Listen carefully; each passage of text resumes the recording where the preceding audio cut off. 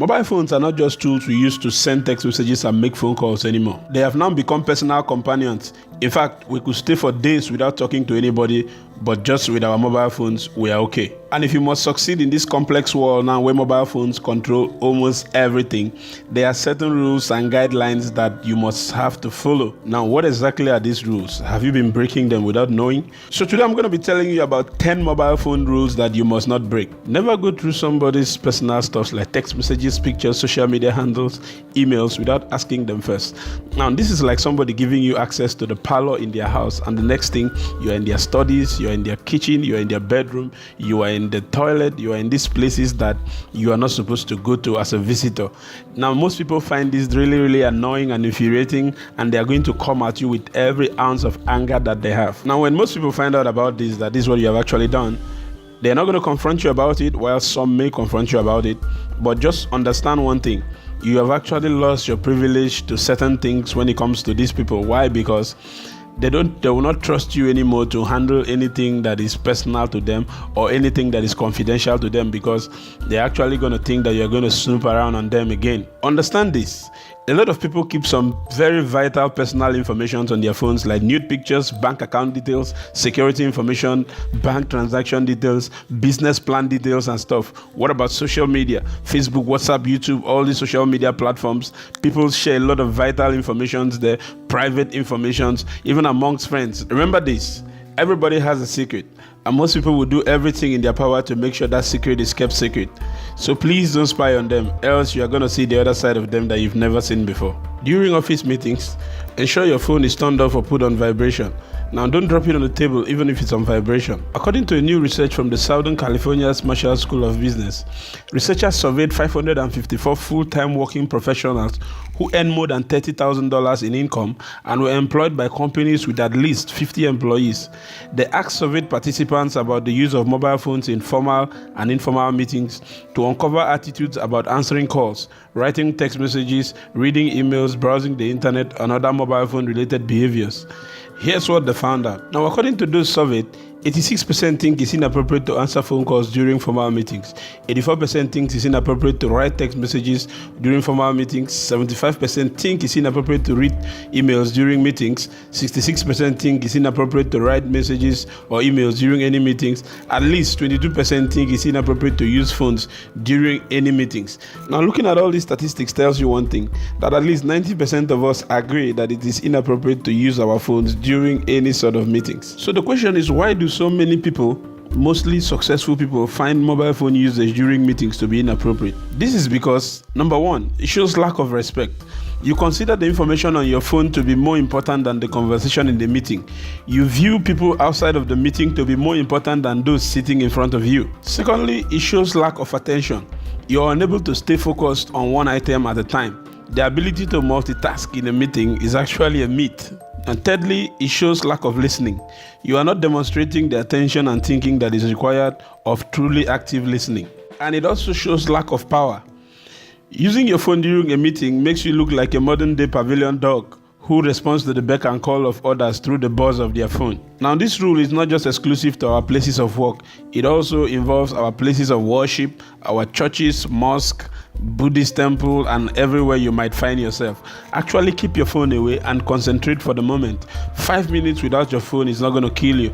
Most times when you look at the things you're even checking in your phone, they're actually nothing. It's just a friend buzzing you to say hi or something like that. So if you put two and two together, it's not really what you distracting yourself from the meeting that you are in or from the religious service that you are in to respond to this person that is just actually making a joke. Understand this: there are actually times that you will actually need to answer that phone call or reply that text message, maybe during emergencies or something is so important that it cannot wait. If you actually need to answer your phone or reply a text message in this moment, you might actually just raise your hand up, excuse yourself, take a walk outside and reply the messages and come back in politely. This actually shows the people that are with you that, number one, you have manners. Number two, you are responsible. Number three, you actually know what you're doing. And number four, you actually value them. This next one says, don't use your phone in the bathroom.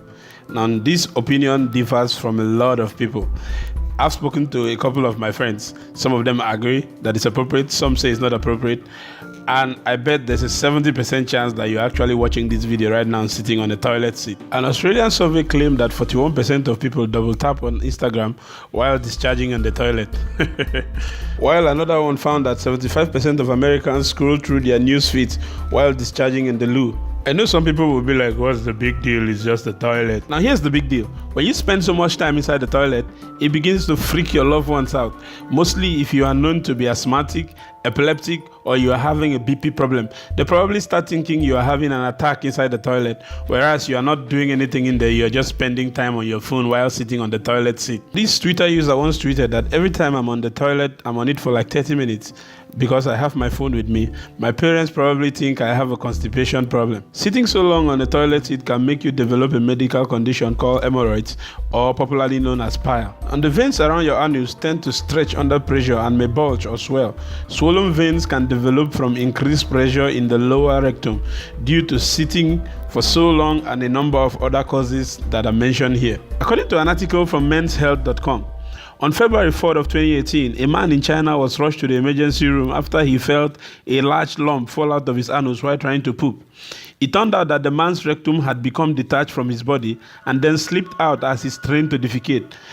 The man has been playing a game from his phone for over 30 minutes while sitting on the pot. According to one of the doctors who examined him, he said it's because of the long-term habit of sitting on the toilet for long periods of time that created great pressure on the abdomen, eventually resulting in rectal prolapses that progressively got worse over the years.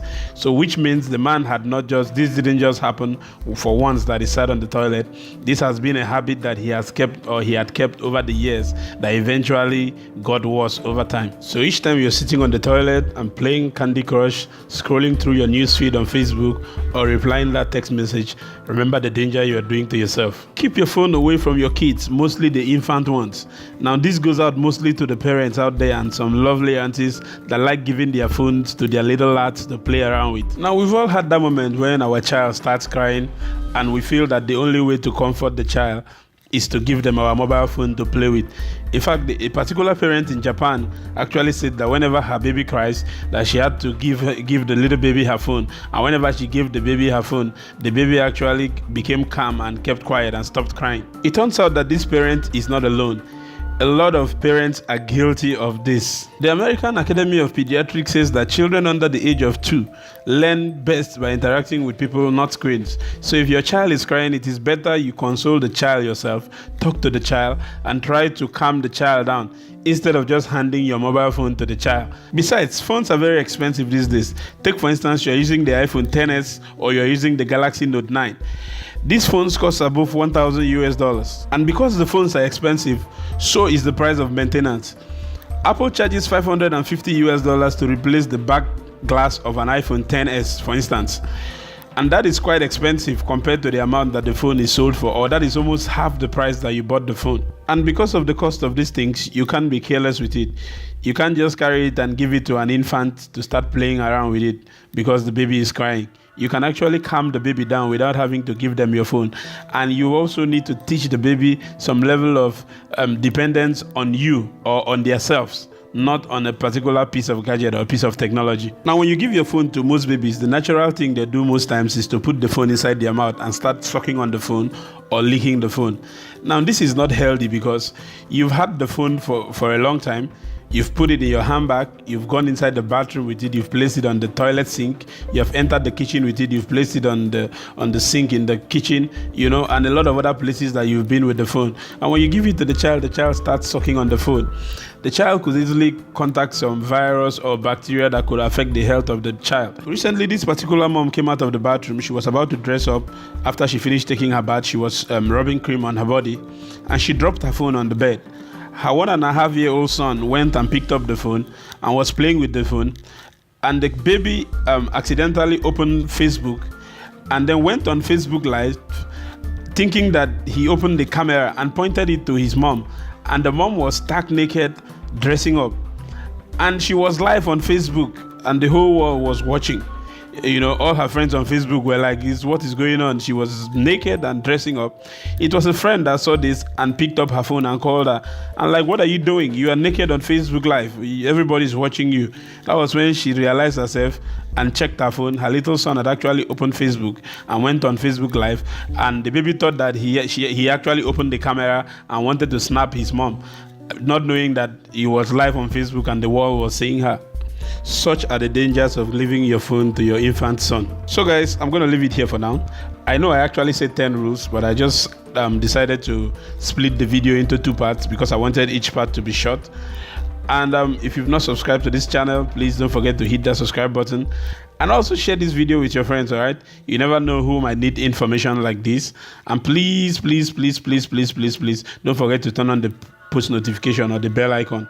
All right, thank you so much. I'll see you again in the next one.